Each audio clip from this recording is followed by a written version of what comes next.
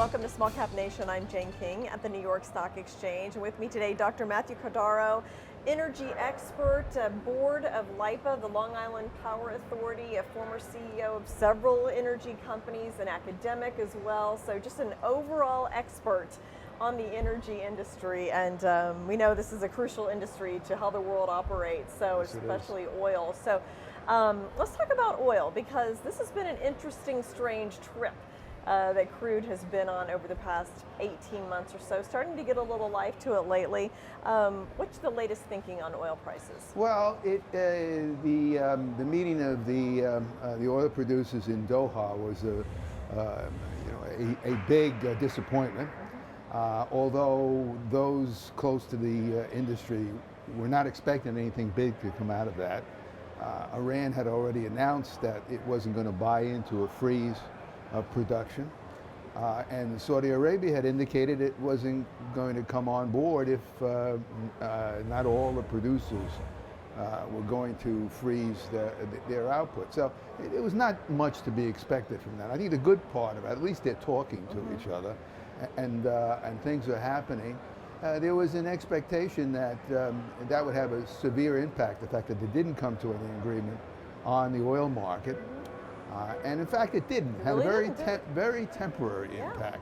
And there's a couple of main reasons for that. First, there was a strike in Kuwait, worker strike, which eliminated some production and put some pressure on the prices and sort of negated the whole impact of the bad outcome of Doha. And then the IEA had done some work and carried out an analysis which said that because of the decreasing production among the non-OPEC producers, they expected the price of oil to actually stabilize because there'd be some sort of pullback in output. Now, I think the fact that Kuwait was out of operation for a couple of days and there was an increase in price sort of demonstrates that that's the case. And especially in the U.S., the projection is that there will be a significant cutback, especially in the LTOs, the shale deposits, and drilling new production facilities. So the thinking is, and the IEA has indicated, that oil will stabilize probably in price in the second half of 2016, if not in the early part of 2017, to somewhere around $50 to $60 a barrel. I think 60 is the limit because 60 is a magic number, $60 a barrel, because at that price, the U.S. producers will start drilling again. And it's economical for them to bring on board their facility. So that's a major. Meanwhile, I think we see a daily drama unfold where there's press releases and the traders playing us to the hilt on a short-term basis where we have volatility. But for the most part, I think we will see that go away in time and there'll be this stabilization around $60. And the thinking in the industry is that we've reached the low point. The low point has been reached at somewhere around $27 a barrel, and that on the curve of recovery, we're somewhere between depression and hope. Okay. And so things it was pretty bleak there for a while. Yeah. So things are on the upswing, and there's an expectation that indeed we will have this stabilization in price. Now you mentioned OPEC. How do you see the U.S.-Saudi relationship right now?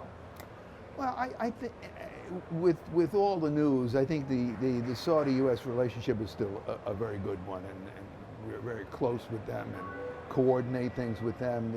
There are the political problems, which are somewhat blown out of proportion by the media, I think. And Saudi has their political problems, and Saudi is an arch enemy of Iran. And that's one reason why we don't have the agreement. I think the Saudis are watching what Iran does, and if Iran doesn't play, the Saudis are not going to play as far as cutbacks. But what we need is a cutback.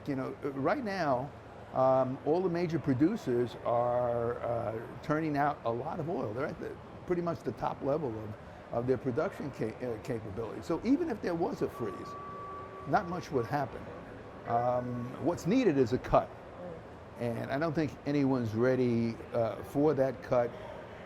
So that sets the stage for a reduction in production by the non-OPEC nations, especially the U.S., to influence the price.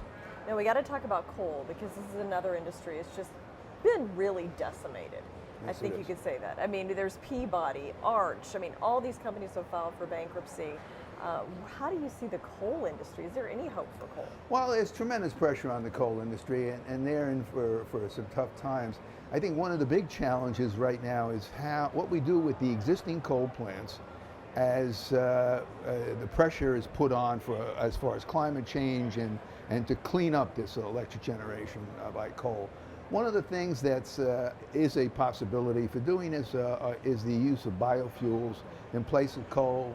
In this country, there's co-firing going on at a few installations where they burn both coal and oil, coal and biofuel, and as a result, they're able to back away from heavy utilization of coal. The interesting thing is that they're doing a lot of work in Northern Europe, and an outstanding example is the Aberdo plant in Denmark, where they are refitting a large coal unit there to burn wood chips, a sustainable fuel, and provide electricity to something like 1.3 million customers, and also heat to 200,000 customers.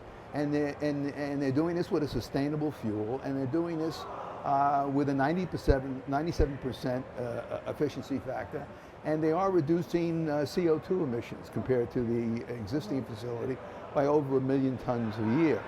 So everyone's watching that, Sure. and whether that's Model to successful, follow. and it is an excellent one. This country hasn't taken that step to any great degree, anyway, as of yet. But that's something to keep our eye on. Biofuels may play a role, especially in this pressure to get away from coal.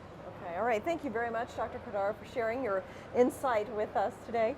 And thank you as well for joining us on Small Cap Nation. For more interesting interviews and also an insight into some interesting companies and what they're doing, you can go to smallcapnation.com.